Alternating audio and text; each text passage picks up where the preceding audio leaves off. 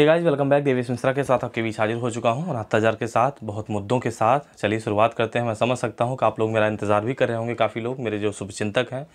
मैं समझ सकता हूं आप लोग सोचते भी होंगे कि मेरा स्टैंड क्या है इस भर्ती को लेकर, क्या थीसिस है आपकी, और बहुत सारे सवाल होते हैं, जवाब होते हैं, आपके दिमाग में बहुत सारी उहापोह की स्थिति है। काहे ना हो भैया, आप इतना मेहनत किए हैं, पैसा भी लगाए हैं, धरना भी दिए हैं, भर्ती भी आपकी है। एक तो सबसे बड़ी बात यह है कि जिला आवंटन का आज ऑर्डर आया जो खारिज हो चुका है, रिव्यू पिटीशन। उम्मीद लोग किए थे कि अनारक्षित वालों को भी इसमें लाभ मिलेगा, वही लेकिन पुराना ऑर्डर लागू किया जाएगा। हाई मेरिटोनियस कैंडिडेट अनारक्षित को नहीं इसमें लाभ मिलने वाला है, आरक्षित श्रेणी को ही लाभ मिलेगा। मैं सोचा था कि 8,500 हाई मेरिटोनियस कैंडिडेट के अलावा जो है, उम्मीद किया था अनारक्षित को भी इसमें लाभ मिलेगा, लेकिन नहीं मिला। दुर्भाग्य है 69,000 का, दुर्भाग्य है। सोचा था कि 68,500 जिला आवंटन केस जीतेगा आज रिव्यू पिटीशन, लेकिन नहीं हुआ ऐसा। चलिए अब वहीं छोड़ देते हैं, उस बात को भूल जाइए। लेकिन सोचा था 69,000 में लगभग 15 से 20,000 का जत्था बाहर निकल जाएगा, सीधा सीधा, बिना कुछ कहे, बिना कुछ झगड़ा किए, बिना कुछ हल्ला किए। चलिए आगे देखते हैं, अब इसको भूल जाते हैं। एक बात मैं और देख पा रहा हूँ, एक गुड़ांग की दुकान बहुत तेज चल रही है। कहीं पेन पेपर पर, कहीं व्हाट्सएप पर, कहीं फेसबुक पर, कहीं पेन कॉपी पर, टेलीग्राम पर। मैं समझ सकता हूँ, लेकिन एक बात बताना चाहता हूँ, लोगों से सवाल पूछना चाहता हूँ। जब 1,46,000 का आंकड़ा नहीं आया था, तब आपके आंकड़े क्या थे? तब सोच लीजिए, तब भी आपकी वही दुकान थी। लेकिन जैसे ही 1,46,000 आया, आपके आंकड़े खुद बदल गए। आप उस पर खुद नहीं टिके हैं जो आप सर्वे कराए थे, जो आपके आंकड़े थे।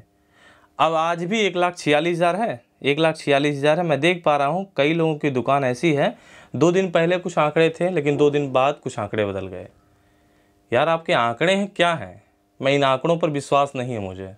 जिस तरीके से अप्रत्याशित परिणाम आया है, मैं अप्रत्याशित कटाव को लेकर एक इंतज़ार कर रहा हूँ कि आंकड़े निकल के आएँ, एक खुशी की लहर निकल के आए। बाकी भगवान जाने 74 वाला नहीं सेफ़ है कि 68 वाला नहीं सेफ़ है, 65 वाला नहीं सेफ़ है, 75 वाला सेफ़ नहीं है।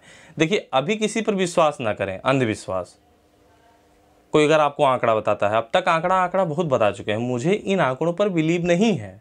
और आप भी उम्मीद करता हूँ कि ऐसे आंकड़ों पर बिलीव नहीं करेंगे, विश्वास नहीं करेंगे, क्योंकि ऐसे बहुत सारे आंकड़े हैं।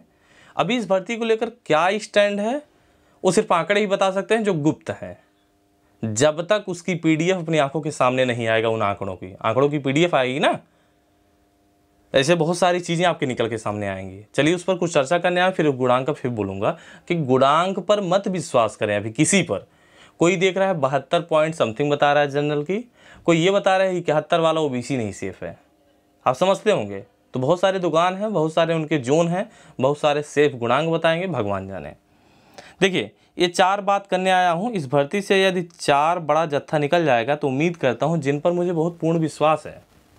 जैसे एक तो बीएड अपेयरिंग वाला इस भर्ती में भाग लिया है, वो भी बहुत ज़्यादा, क्योंकि बीएड के कैंडिडेट इस हमारे भारत में बहुत ज़्यादा हैं और बहुत पुराने भी से चले आ रहे हैं। तो मुझे उम्मीद है जो पुराने से चलिए ठीक है। यदि आपकी योग्यता पूर्ण नहीं है तो आप योग्य नहीं हैं, स्पष्ट जान लें। तो बीएड अपेयरिंग जो सबसे बड़ा जत्था है, और उम्मीद करता हूँ आपके ऊपर वैधानिक कार्रवाई भी होगी, स्पष्ट जान लें, चाहे बीएड हो चाहे बीटीसी है।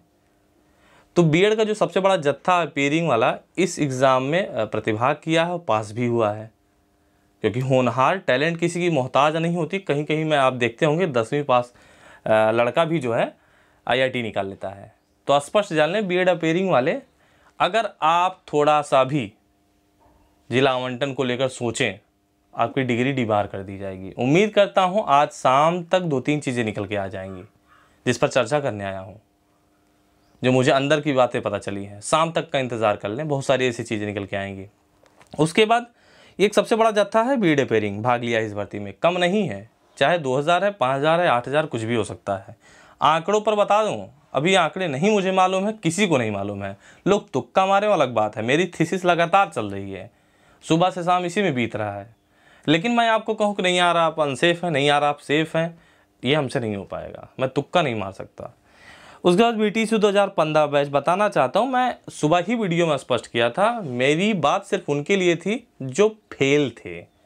मैं बीटीसी 2015 बैच पर पूरी तरीके से नहीं बोल रहा हूँ, ये स्पष्ट जान लें, जो फेल थे, जिनके बैक पेपर आए थे लास्ट ईयर में।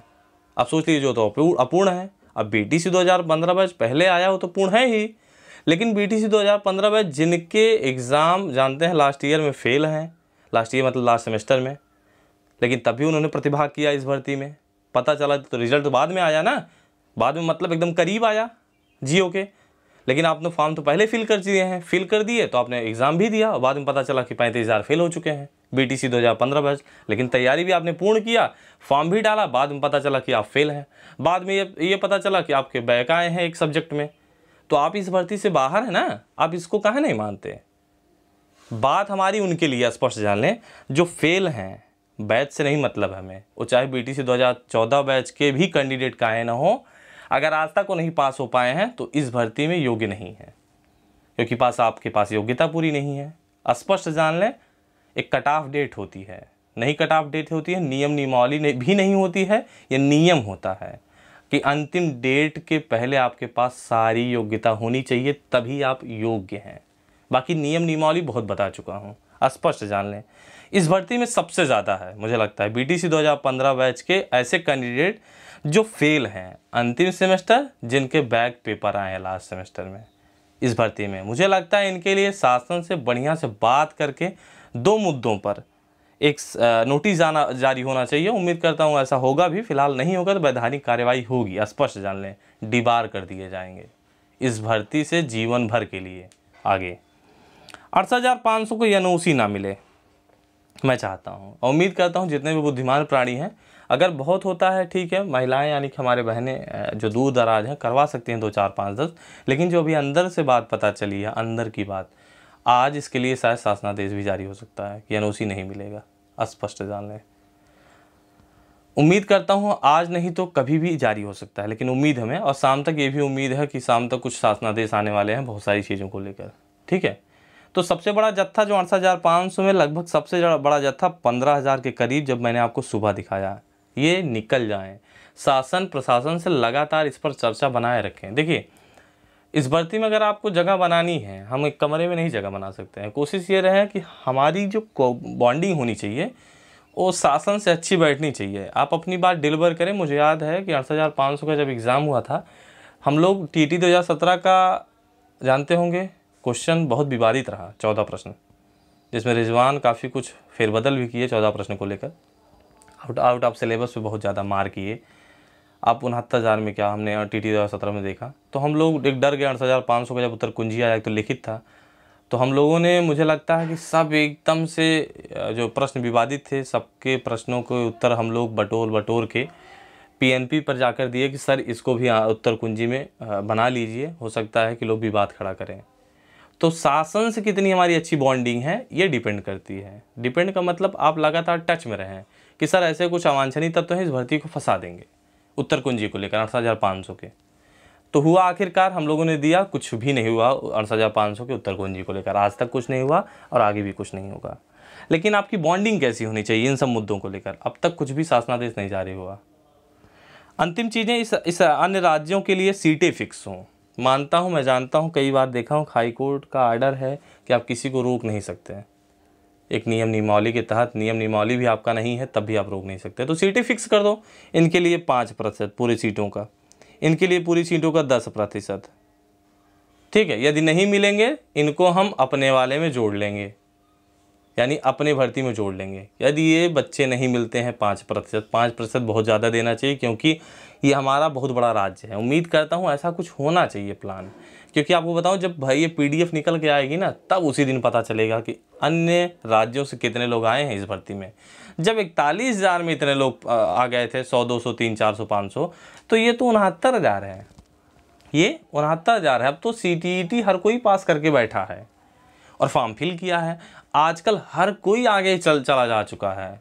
एक टाइम था जब 72,825 का था, तो लोग जानकार नहीं थे, जागरूक नहीं थे, ऑफलाइन फॉर्म लेने के लिए परेशान होते थे। आज क्या समय आ चुका है, नहीं, हर कोई जागरूक है, CTET पास है, फॉर्म डाला, फिल किया, एप्लीकेबल है, हो गया, आ गया। तो इनके लिए भी स्पष्ट तरीके से शासनादेश में मेंशन हो कि इनके लिए 5%। आपको लगता है ये कम है? ये चारों के चारों पॉइंट सबसे ज़्यादा हैं। और एक संशोधन का मामला है जो 40,000 का। मैं चाहता हूँ कि पूरा बड़ा जत्था, यदि 68,500 में नहीं मौका मिला था तो यहाँ भी नहीं मिलना चाहिए। हाँ, मोबाइल नंबर वाला मिलना चाहिए, ऐसा नहीं मोबाइल नंबर वाला नहीं मिलना चाहिए, क्योंकि उनके मोबाइल नंबर खो चुके हैं, मिलना चाहिए, थोड़ी बहुत छूट मिलनी चाहिए। लेकिन बहुत ऐसी चीज़ें हैं जिन पर नहीं मिलना चाहिए, क्योंकि धांधली हो सकती है ना। समझते हैं मेरी बात को? धांधली हो सकती है, धांधली होने के बहुत ज़्यादा चांसेस होते हैं। तो ये 4-5 पॉइंट हैं, ये इन सब चीज़ों पर थोड़ा विचार करेंगे तो मालूम है बहुत सारे आंकड़े निकल के बाहर चले जाएंगे। ये थोड़े आंकड़े नहीं हैं, बहुत आंकड़े हैं। अगर 5 इनको मान लें, 10 इनको मान लें, और ये भी 15 मान लें, ये भी मैं 5 मान लूँ, यहाँ देख सकते हैं 5 5 10 15 ये हो गया, यानी कि 25 25 10 35, छोटा छोटा। और बहुत सारे BTC 2015, बहुत सारे BEd वाले रिजेक्टेड फॉर्म होंगे जिनके सारी जानकारी एकदम अपूर्ण होगी, फर्जी होगी, इनकी रिजेक्शन लिस्ट अलग से आएगी। तो ये 15 से 30-40 हज़ार ऐसे होंगे। पता ये चला कि 90-97 में 25 बार बोल चुका हूँ, अधिकांश लोग वहीं पर हैं। मतलब लड़ाई वही है जो पहले थी, समझ रहे हैं ना। अब 35 से 40 हज़ार यही होगा, 50 से 60 हज़ार एकदम 90-91 करीब हैं, 97-98 करीब हैं, समझ रहे हैं ना। तो फिर हुआ क्या बचा? वही है, लड़ाई वही है, फिर जो पास है वो खास है। लेकिन मुझे आंकड़ों पर विश्वास नहीं जो मैं बोल रहा हूँ। उम्मीद करता हूँ अंतिम जिला आवंटन का कट ऑफ देखना, और आप भी आपसे उम्मीद करता हूँ आप भी यही सोचें, किसी की दुकान पर विश्वास ना करें गुणांक पर। ये आपको खा डालेंगे, या आप पर इन पर बिलीव करके भगवान जाने। ठीक है, कौन सेफ है कोई कौन नहीं सेफ है, मुझे इसके बारे में कुछ नहीं पता है। उम्मीद करता हूँ लोगों को नहीं पता होगा, उम्मीद करता हूँ उनके भी आंकड़े फेल होंगे। जैसे पहले फेल है वैसे आज भी फेल होगा, आगे भी फेल होगा। चलिए मिलते रहेंगे आपसे।